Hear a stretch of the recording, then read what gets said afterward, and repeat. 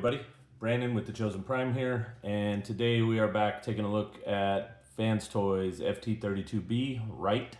Wright is the second Constructicon from Fans Toys. We got Scavenger here to take a look at. First thing we'll do, we'll take a look at the box. The box is basically the same as our box for Gary. So it's that thicker, tall box. You can see you got some promo shots on the back. Little bio here. Same basic box, nothing new there. Everything looks good. Take a look at our figure here. First thing first, accessories. We got the trumpet, just like Gary, die cast as before. These are very cool, very nice and sleek looking, very toony looking. And he has his pistol here with the scope on it. And this is a nice looking version of this weapon. I think I like this one probably as well as any of the ones I've seen. It's got a very accurate look to it. So we can take a look at him wielding that pistol in. Just take a gander there, and then we'll start looking at Wright. Let's go ahead and take the pistol out of his hands for a second here. And we'll kind of look through his articulation a little bit. So he is thick. His body is very thick, but his we'll show you why here in a few minutes. But everything mushes up nicely. I mean, it all comes together very nicely. But he just has a very thick body to him. Good articulation. I believe this is what you get on the arm here. You get a little 90 plus, maybe 92.5 there on that. Shoulder all the way out here. Good ratchets as usual, as expected, all the way around for that.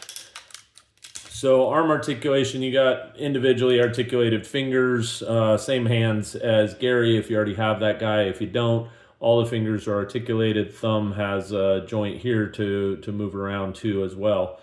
The leg, even though the leg doesn't even look like he has a knee, there is one hiding in there. Look at that. So we get good bend out of that, and it's pretty impressive that they the way they manufactured that and just made it look seamless when the knee is straight. But there's your look with the knee bent.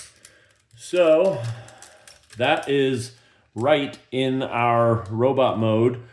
He does not have any waist swivel. That is just a no-go for his build here. The way they have him done. I don't think let's kick these up. We'll just make sure. Oh, you know what? I'm a liar. He does have it. He can get it.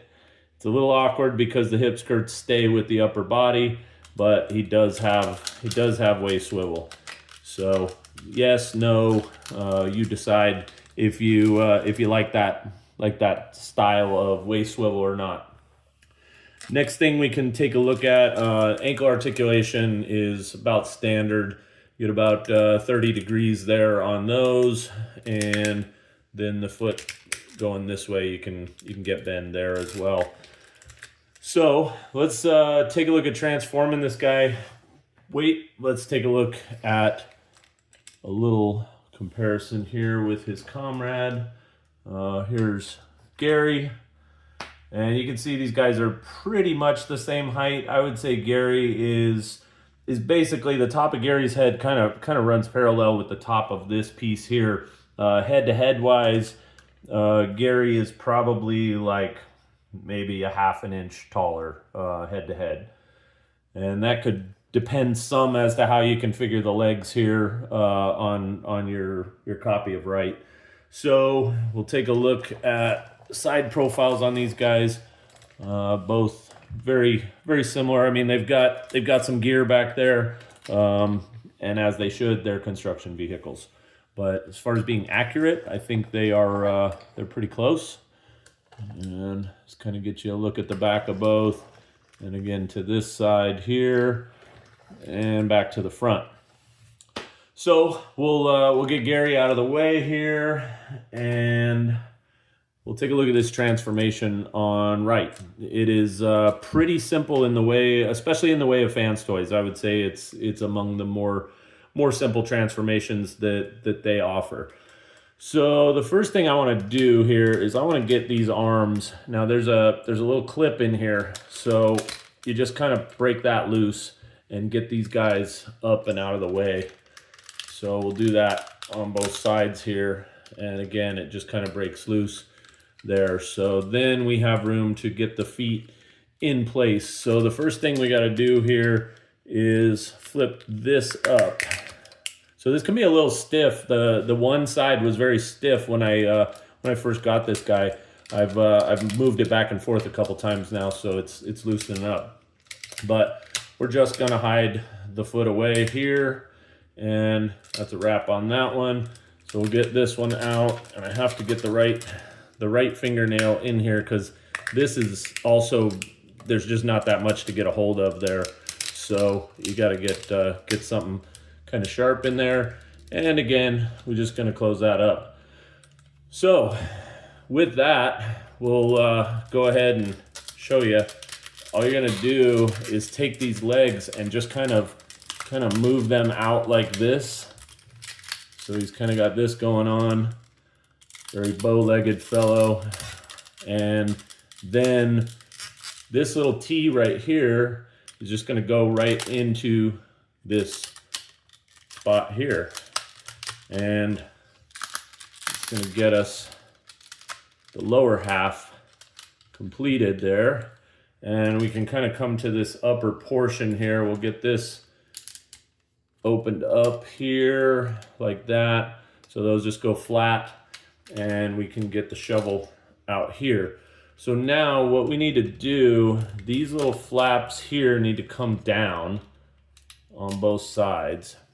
What that allows us to do here is pull this up. Oh, I forgot one thing. Let's go ahead and get the head back here. I did forget. So you want to turn his head around like this, backwards, and then this just flips over and serves as a cover for the face. And then we're ready to go. We can go ahead and open this up.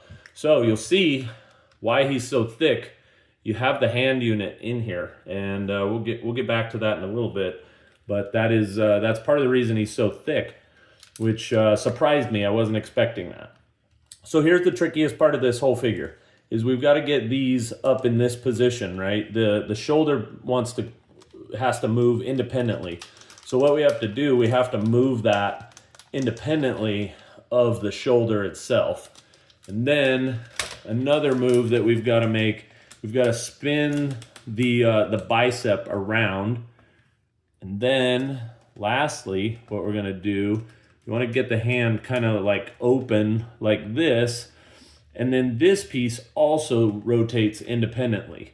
So that kind of creates the entire cover for what we're trying to do here on the side for our construction vehicle, our excavator. So now getting this in here with the hand in there is a little bit tricky, I'll be honest.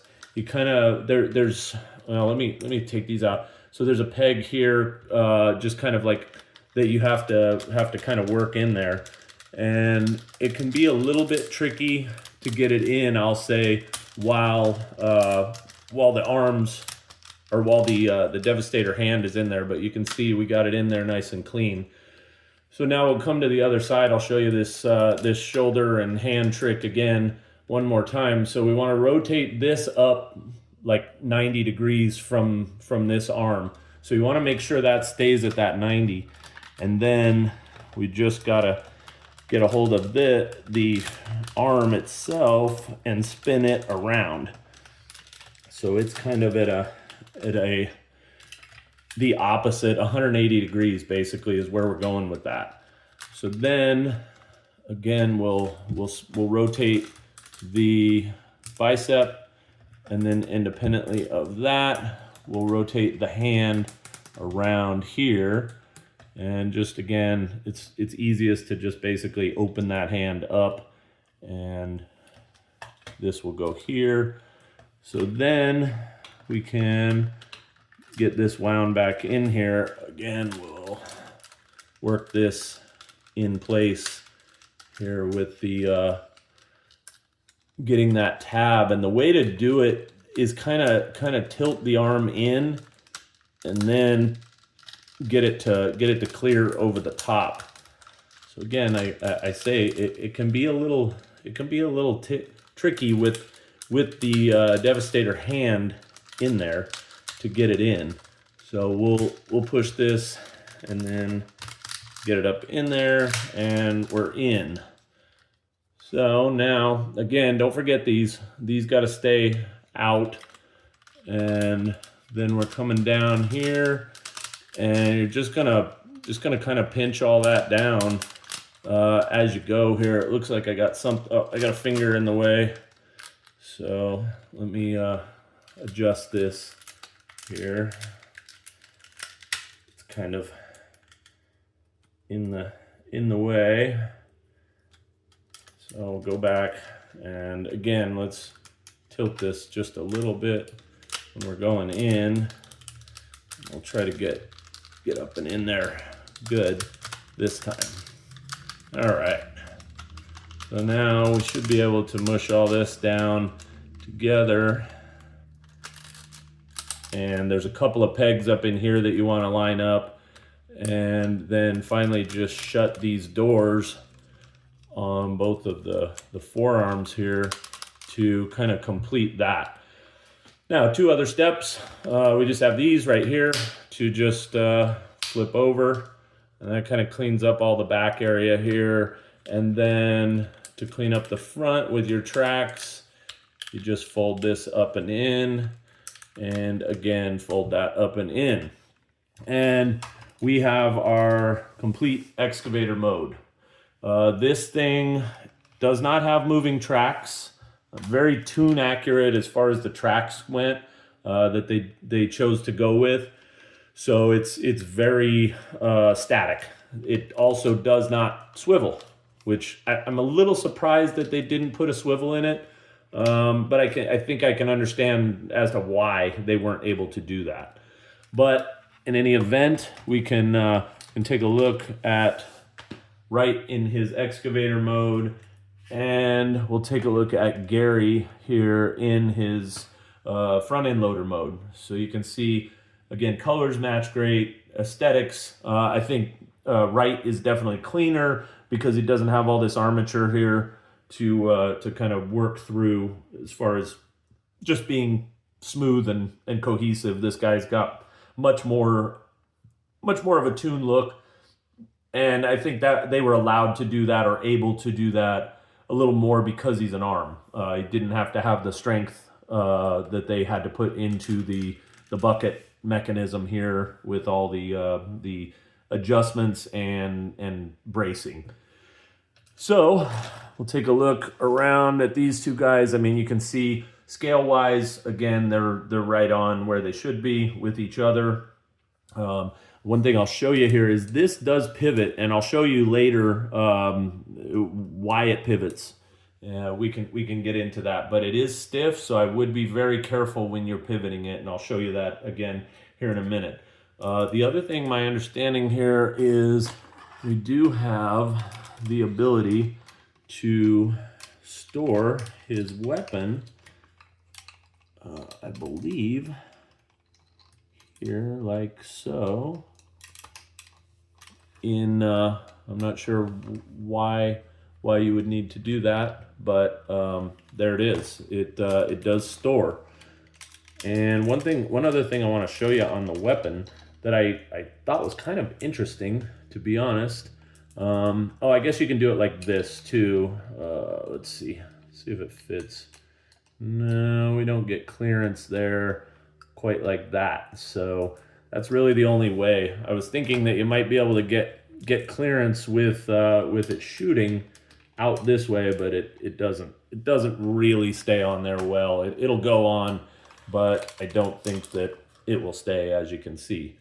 This peg is longer here than this one is, so it's definitely made to go sideways on the bucket, which I mean, if you just need storage, it does the job. So the other thing I was going to show you with this, with the weapon here, I'll free it up again. Just want to touch on this. Apparently Wright is right-handed only. Maybe that's why his name is Wright. I don't know. But the peg is only on one side. So you're only equipping him in his right hand if you're going to stick it in there. If you want to put it in the left hand, I'm sure it'll hold. The fingers are pretty stiff, but it's made for the right side only. All right, last thing. Let's take a look at the limb mode here, and I'm just going to show you. I think I can get it done here. The hand mechanism's a little tricky, but I think we can get it knocked out. So what we'll do here, we'll flip these back again just to get clearance, so we can open up the cabin here on the top, and pop these back again. And now what you got to do here, we do have to pop the arms free again to get all this out. So we'll get those freed up. Then what you kind of want to, I think the easiest way to do this is to go ahead and free the legs up right now. And then what's going to happen is this crotch area is going to, you want to pull it down. It actually comes down this direction and then opens up this way. So once you've done that, let's put these back here again. Clean these back up on the back side once again where they were originally, and then I can start showing you the rest of how this works. So the hip has like 2 points where it bends, so you can make it straight like this. And all you do, it doesn't even pull out, it just kind of breaks free. So originally I thought it was like had some sort of a pulling mechanism. It doesn't do that, it just breaks free, and you can just kind of pop it through there. So next thing you want to do is once these are straight, you can actually just put them together and just bend this over like this. And you want to get these up here out of the way. We'll get this shovel up here out of the way as well, and just keep coming with that. Let's see. Now there's 2 clips right here, and then that allows this to fold over like this. So actually the knee goes all the way in like that, flat, and then these fold over. So now what you have is this square here, and you want to fold these in. The ones that connect to the knee, you just want to make sure you get those tabs folded in so they're flush here. You can see just these 2 stick out, and that's kind of the nuts and bolts of that. I'm gonna like set that up like that, and you can see how these go in here.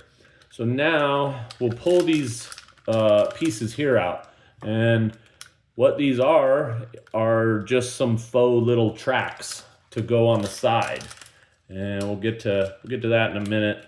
Just kind of fold them down out of the way, and we'll take this mechanism out. So the hand is in here, and this also is part of the forearm. So we'll go ahead and pop these back in now where they go on the side. And to do that, just gonna push that there, and this side back here like so. And then you've got some tabs underneath the, here, let me clear this. So you see these little slots here, and these tabs are just gonna go in here and connect to these little faux tracks. So now you got a very animated look to that section. So again, we're gonna fold these back down, make sure that they're coming through nice, and this should all close up tight. And you can fold these back over again to get a nice clean look on the side of your armature there. Now, this is where it comes in to fold this. So I'm gonna do that, but you want to hold it right here. I wouldn't hold it anywhere but right there at the very point of the pin. I just don't think it has the strength to withstand trying to hold it out there. But then what you want to do is go ahead and shove the shovel arm back into this slot, and then you can fold this all over, and you can see how clean this arm gets. Everything tucks up very nicely and very clean. You got your faux tracks here. This is your slots here where the arm is going to connect to, or the shoulder is going to connect to on the torso. So we'll set that there for a second. We'll get Gary out of the way, and we're going to play with this. So this mechanism is a little bit confusing. I'm going to be honest. I'm still not 100% sure I'm doing this correctly, but there's an independent panel in here that you have to get moving forward, and we'll just see if we can get it going. There we go. So we got it up now. So now you can see there's this slot down here, right? So we want to make sure that that slot stays open.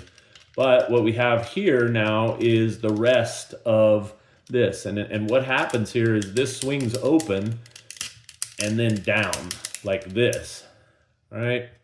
So, but we've got to, there's a panel inside on each one of these that we've got to swing open first to create the other layer of the forearm before we do that. So then we're going to kind of work this all back, and you have to work this piece independently, and then you want to get your forearm up, fist up through the edge of the forearm. Now, what we got now is we've got to connect it, right?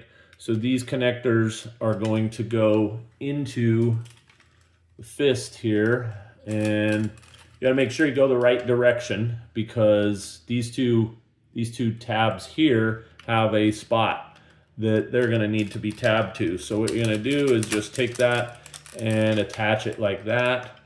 And then we're going to fold this down flat here. And what we got now is we want to push this down all the way. Like this moving sliding mechanism needs to come all the way down so we can get to our tab points.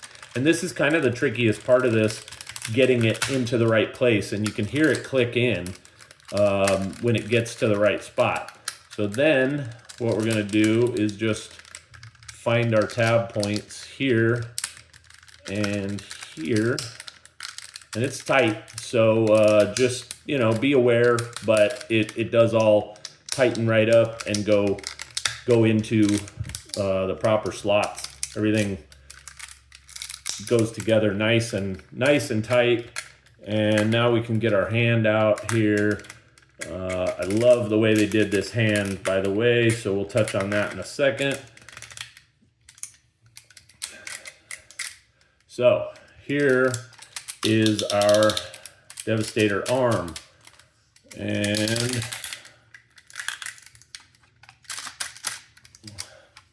there's our full armature. We'll get these tucked out of the way. As you can see, all of this is very clean from all angles.